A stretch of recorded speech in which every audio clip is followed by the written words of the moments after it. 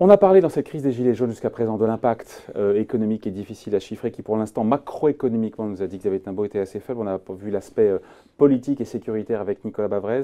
On parle maintenant de l'impact marché avec vous, Véronique Riche-Flores. Bonjour. Bonjour David. Économiste et président du cabinet RF Research, et on se dit jusqu'à présent les marchés n'ont pas réagi. Il y a peut-être un moment donné peut-être où malheureusement les marchés vont rentrer un peu dans cette danse. Dans ce qui est perceptible aujourd'hui, il y a quoi? On voit certains titres, certaines actions cotées en bourse qui ont un petit peu bougé ces dernières heures. On voit bien Carrefour, bon, Carrefour est remonté aujourd'hui, mais moins 5 hier, plus 2 aujourd'hui, ça fait quand même moins 3 entre les deux. La grande distribution Air France, Pierre et Vacances, les concessions d'autoroutes, Vinci, Eiffage, qui souffrent un petit peu en bourse. C'est rien de grave, mais un petit peu en bourse quand même depuis hier.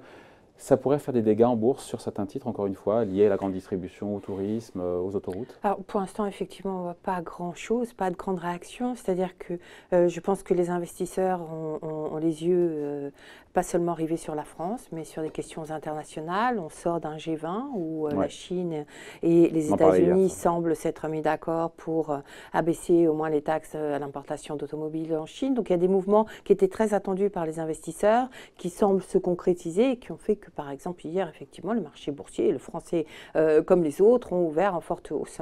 Au-delà de cela... Avec des gains qui étaient beaucoup moins forts en fin de journée qu'à l'ouverture. Voilà, notamment, donc, si ce qui se passe en France a pu peser un petit peu aussi. Exactement. Je pense qu'on l'a perçu en milieu de journée. On a commencé à voir effectivement des marchés, des évolutions qui étaient un peu plus, qui correspondaient un peu plus à ce qu'on pouvait imaginer. Maintenant, de deux choses l'une, soit on sort de cette crise immédiatement.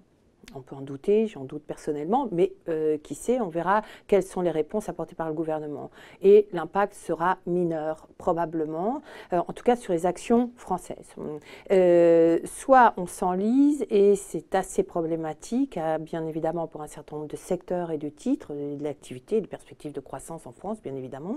Là où je pense qu'il y a un autre sujet qui, pour l'instant, est encore un peu flou, c'est le discrédit de la parole française en Europe. Et ça peut avoir des conséquences beaucoup plus profondes en réalité sur les perspectives pour l'Europe.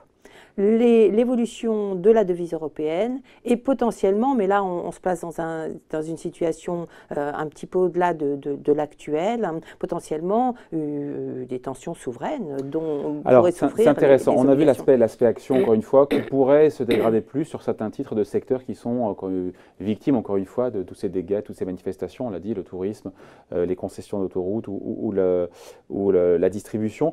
Pour l'instant, je rebondis sur ce que vous disiez, sur l'euro, sur la devise européenne ou sur les taux souverains, les taux d'intérêt souverains français. Pour l'instant, il n'y a rien qui est perceptible, ça on est d'accord. Mais ça pourrait changer, c'est ça, vous nous dites, si jamais, s'il y avait beaucoup d'annonces sociales qui devaient coûter cher aux finances publiques françaises, et donc derrière une trajectoire budgétaire qui n'est plus respectée, les engagements européens de la France qui ne sont plus respectés, là pour le coup ça changerait la donne et on pourrait imaginer que les marchés pour le coup se mettent à regarder d'un œil différent et peut-être sanctionnent la France. Il ne s'agit pas seulement des annonces sociales, je pense que tout le monde et les investisseurs y compris ont bien intégré le fait que face à cette crise il fallait des réponses politiques et d'ampleur. Donc ça c'est donc acte. Mais je redouterais davantage un contexte où on s'enlise, où finalement les réponses du gouvernement ne soient pas tout à fait à la hauteur. On les a en direct, suspension de 6 mois donc de moratoire de 6 mois sur les hausses de taxes sur les carburants. Voilà, si on s'arrête là, est probablement très insuffisant par rapport à la colère qui s'est exprimée ces dernières semaines.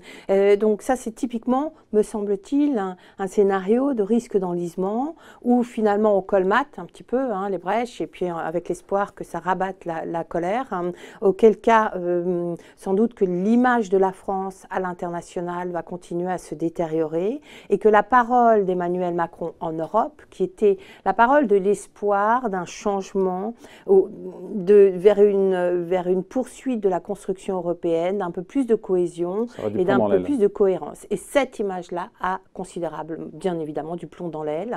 On pourrait imaginer que les choses soient récupérées très vite, c'est encore possible, ce serait encore possible, mais si la France s'enlise, alors assurément, on perd cet espoir-là. Or, l'euro, si on parle du taux de change, on voit bien que fondamentalement, sur le plan économique, il n'y a pas de raison que l'euro baisse.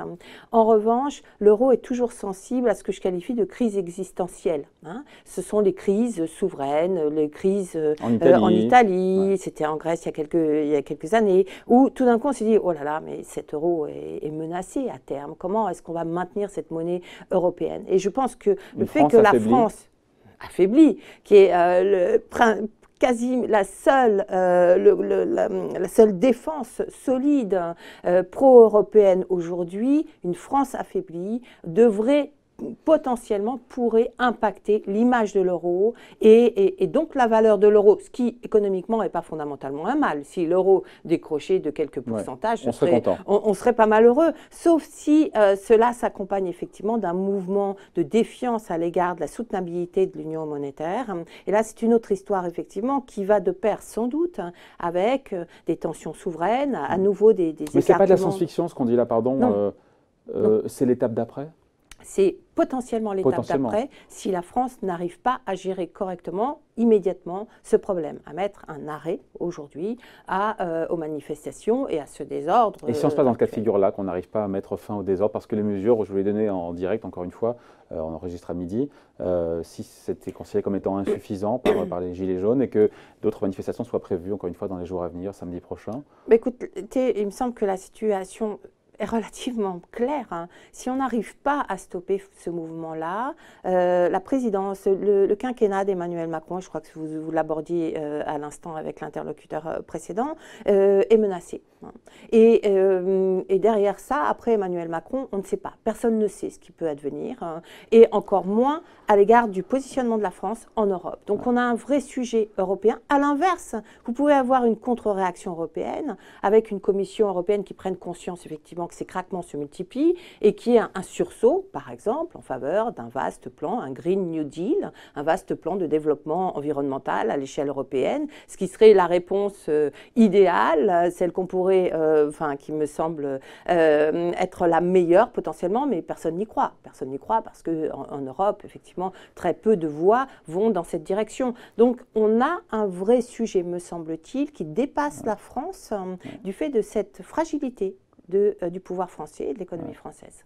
Fragilité du pouvoir français, encore une fois, avec derrière, j'y reviens, mais si beaucoup de mesures, on ne voit pas pour l'instant, mais à l'avenir, pour calmer les choses, des mesures sociales étaient annoncées avec un coût, j'ai cette idée, je pose la question de savoir si ça n'aurait pas un impact derrière sur la dette française, les taux d'intérêt français, qu'on ne voit pas aujourd'hui, mais là encore, est-ce qu'on n'est pas très proche de ça aussi? On est potentiellement, vous savez que le budget français est à la limite hein, par rapport aux engagements du gouvernement et que cette crise va coûter aux finances publiques sous une forme ou sous une autre, avec moins de croissance déjà, et puis normalement des réponses qui vont coûter budgétairement. Ça veut dire que la feuille de route du gouvernement va dépasser sans doute les engagements. On a vu la rigidité de la Commission européenne ces derniers mois s'exercer à l'égard de pas mal de pays, dont l'Italie notamment. Donc il n'est pas impossible effectivement que d'ici quelques semaines, on soit dans la même situation avec des prévisions budgétaires qui sont manifestement intenables. Et donc des petites tensions qu'on ne voit pas pour l'instant, encore une fois, sur le 10 ans français, sur les taux d'intérêt, mais légitimement, cette crise devrait conduire effectivement à un écart des taux d'intérêt, enfin du spread, donc cet écart entre la France et l'Allemagne. Ça me semble tout à fait envisageable, même si pour l'instant, on ne voit pas grand-chose. Voilà, on en reparlera tranquillement ensemble. Merci d'avoir été avec nous, merci pour ces explications. Véronique Riche-Flores, donc économiste et présidente du cabinet RF Research. Merci beaucoup. Bonne journée.